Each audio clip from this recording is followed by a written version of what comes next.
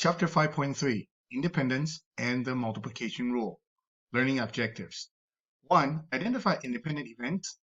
2. Use the multiplication rule for independent events. And 3. Compute at least probabilities.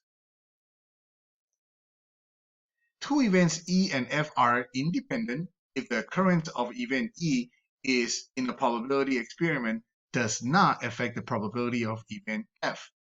Two events are dependent if the occurrence of event E in the probability experiment affects the probability of event F. So the first we're going to look for this chapter is independent events. When two events don't interfere with each other, one do not affect the other one. So if E and F are independent events, then the probability of E and F, the difference between this section and last section is and. They have to happen at the same time. So the probability of E and F is simply take the probability E times the probability F of F. All right, so here's the example. A manufacturer of exercise equipment knows that 10% of their products are defective. They also know that only 30% of their customers will actually use the equipment in the first year after it is purchased. If there's a 1-year warranty on the equipment, what proportion of the customer will actually make a valid warranty claim?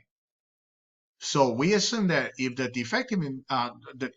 effectiveness of the equipment is independent of the use of the equipment, then in that case, what's the probability the equipment is defective and at the same time it was being used? Then you just multiply the probability of both 10% times 30%. So there's only 3% of chance the manufacturer actually have to pay out to replace the equipment.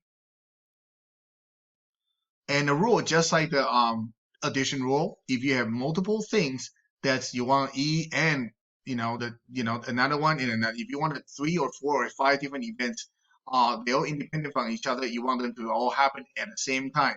Then you just multiply all the probability together.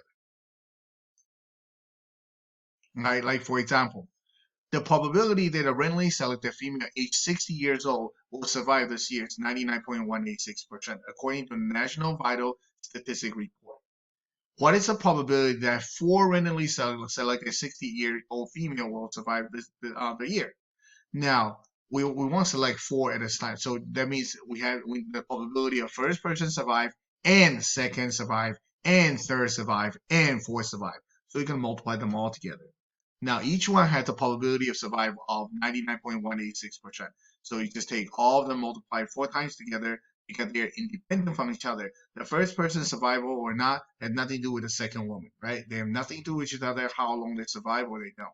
So that's why you simply just multiply their probability together and you get 96.78%.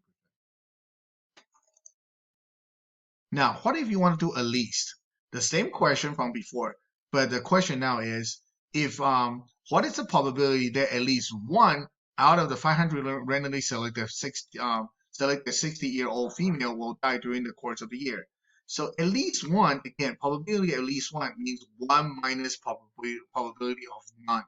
Okay, so we already so what is the probability none of them will survive? Will be 0.99186 to the 500th power, right? So because that means all of them will survive, right? So each one has have 99.186% of survival rate, just like last question, except you have 500 of them all together. So you're going to multiply all of them together 500 times. You'll use a calculator, and then you will do 1 minus because it's a complement. But at least one means it's the opposite of none died, right? Okay, so sorry. At least one dies is 1 minus the probability of none dies. So in that case, you have a 98.32% chance. So here's a summary. The probability events got any probability has go from 0 to 1. Nothing below 0 and nothing above 1. And number 2, the sum of all probability of all outcomes has to add up to be 1. That's the first thing we have to check, make sure the probability condition is met. Now, if it's addition rule, okay, if E and F are disjointed or mutually exclusive, in this case, you just add them up.